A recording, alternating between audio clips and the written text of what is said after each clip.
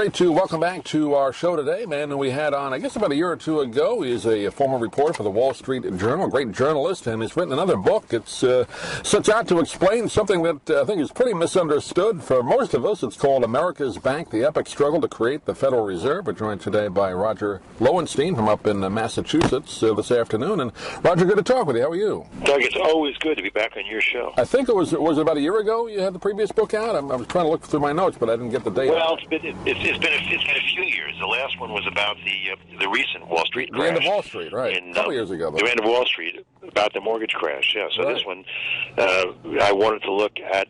The Federal Reserve was such a big presence in rescuing the banking system and the economy this time around. A lot of people were grateful for what they did. A lot of people obviously very angry at the Fed.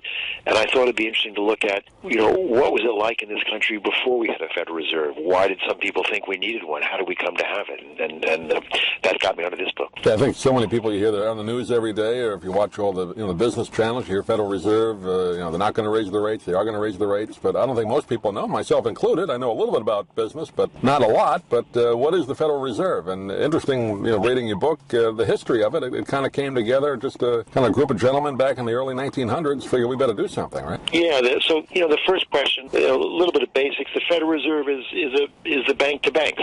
Mm-hmm. And just like individual people, some of us have extra funds, we'll park in the bank. Some of us need a loan, we go to the bank. Well, banks are that way. Some banks have extra funds, and they'll park it in any one of a series of these Federal Reserve banks around the country. And other banks at times will need excess funds, and they can borrow from the Fed. And, obviously, we saw that, to a great extent during the mortgage crisis when a lot of banks needed excess reserves. What happens in a panic is every bank starts to think of protecting itself and stops lending, and the credit in the system dries up. And in 2008 we had Ben Bernanke in the Federal Reserve to reliquefy the country by lending to other banks. We didn't have that in the early 1900s. We were the only industrialized country that didn't have a central bank. And some of the people, the book is really all told from the vantage point of people who were around then.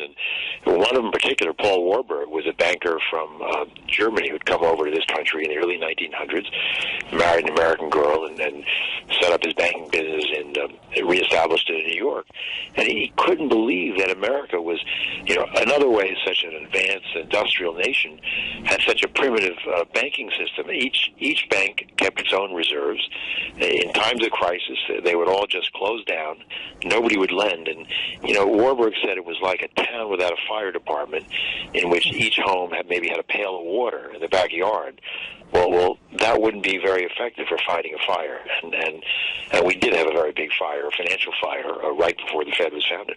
Yeah, my dad was a banker for 45 years or more. Dime Savings Bank in New York, no longer in existence, that bank, but he would tell some stories about, because he dealt a lot with, he was an investment and, dealt with that and with, dealing with the Federal Reserve. It was a great bank. It was a great bank. I remember their commercials, Joey Maggio, Yeah. Great bank. But yeah, and he would talk about back in the old days, people would make runs on the bank. I mean, you talk about it in the book as well, and that's a disaster if that happens. Too many people run to the bank at once. That's right. And Doug, we talk about bank runs today, but when we talk about them today, they happen on a computer screen. But the bank runs in this book that I described, they're actual people running to the bank, crowding the sidewalks. They're holding satchels. They're desperate to retrieve as much of their cash as they can.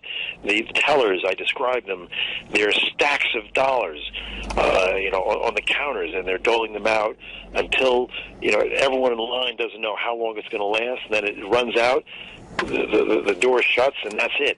And when it happens at one bank, it may be weak, people start running to the next bank, even if it wasn't weak, and then, of course, it becomes weak. And this began in New York, and then it spreads to Philadelphia and across the country, down south, out west. There was no one to put out the fire. There was no fireman when we had one of these financial epidemics, and we had them over and over again. In fact, I think this shocked me reading about it, but every fall when farmers needed cash to fund the harvest, pay the field hands, run the equipment, and so on, cash would drain out of the cities into the countryside, and there'd be no credit left in the cities. Interest rates in New York would go up to 100%, and Warburg was just astonished. He said, "You can't run a modern economy this way." But in the U.S., I talk about such a fear going back to Thomas Jefferson of anything like a government bank. That was the original debate between Thomas Jefferson and Alexander Hamilton. It reignited in the era of Andrew Jackson when we had a prototype government bank, and Andrew Jackson got rid of it, not because it wasn't working, but just because people, particularly in rural areas, south and west parts of the country, did not want to trust things to a government agency. And in the period I'm writing about, Warburg said he felt like he was battling Jackson's ghost, because that spirit was alive. And, if you go to the Congress today, Jackson's ghost is still roaming the halls.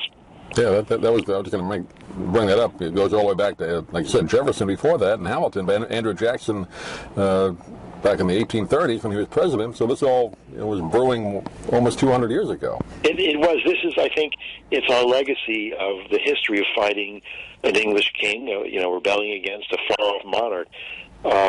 There's always been this fear in America, justly, I think. If it's not overdone, we don't want to recreate in this country the sort of tyranny that we rebelled against. On the other hand, there's some things the government's got to do that no one else can do. You can't have everybody being their own fire department, and I hope the examples, the real life examples in the book give testimony that we really needed a central bank back then and need it now. Great names in the book. People will know the names and the story behind it, which you tell in the book now. Charles Lindbergh Sr. Was the father of the aviator. He was involved in this. Teddy Roosevelt was involved, and of course Woodrow Wilson, the president at the time. So some heavy hitters. Some heavy hitters. The character of Wilson, I think, is a lot of fun, because I think people tend to remember Wilson as an older man trying to get America after World War I into the League of Nations. He failed at that, had a stroke towards the end of his administration, and had an unhappy end. But the Wilson in this book has just been elected president. He's an exciting figure. He's electrified the country, this scholar, former Princeton president, but also a man of ideals and great passion.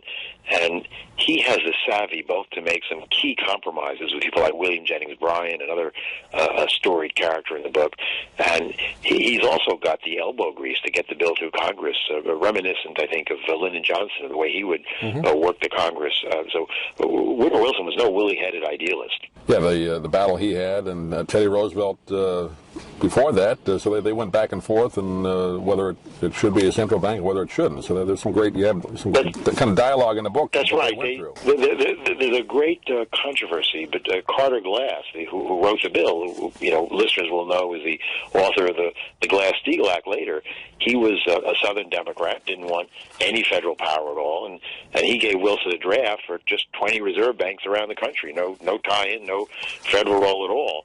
But Wilson, who had read the history back to Hamilton's day, said, you said to Glass, what are you going to do about centralization? And Glass was horrified. But Wilson said, we need a capstone. By a capstone, he meant something that would sit above these individual banks so that there'd be one strong reservoir of credit. And that capstone became the Federal Reserve Board in Washington. Wilson had a great deal of insight. Yeah. Well, bringing it up to today, though, of course, we're hearing all about interest rates and all that. I guess even going back to the late 60s, early 70s, getting off the gold standard, I guess that caused a big mess, didn't it?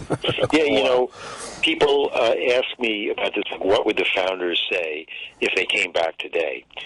They would certainly be surprised to see that we were no longer on the gold standard.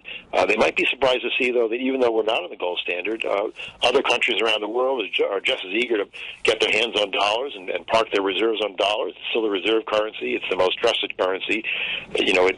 Ultimately, the dollar depends on people's faith in the American economy, not on how much metal we can dig up out of the ground. I think that the Fed has certainly evolved. It's a bigger, more bureaucratic, and I think that would surprise the founders. On the other hand, If they were to come back in the middle of 2008, when that panic was going down, when bank after bank was failing, and saw that there was one central agency that was providing credit when nobody else would, and was stopping the damage from getting worse, I think they would say this is what we had in mind. Well, it's a fascinating book, and for people that don't have a lot of background in business, it made it easier for me to understand. I'm sure everybody else will as well. It's called America's Bank, the Epic Struggle to Create the Federal Reserve. And we've been talking with Roger Lowenstein today. Roger, I know it just came out. Do you have a website you want to direct people to, get more information on the book? Absolutely, Doug. It's at www.rogerlowenstein.com, and it's really good to be on the Book Talk. I always love your show. Well, we'll definitely set it up again. I'm sure you're working on another one right now. You don't have to tell us the topic if you don't want, but definitely have you back on when that's out. You bet. Stay tuned. I look forward to it. I'm Stan Brock. 30 years ago, I formed Remote Area Medical to help people overseas. But then we found generations of families in America isolated by poverty from the health care they need. Together, we can take dental, vision, and medical help to 1 million adults and their kids, right here at home in the United States of America. If you'd like to order the book we're talking about, please go to DougMilesMedia.com and enter the author's name in the Amazon search box. Thank you for listening. Please come back soon for more conversations here at DougMilesMedia.com. This has been a presentation of Doug Miles Media, all rights reserved. You can listen to or download previous programs at iTunes, Stitcher.com, or DougMilesMedia.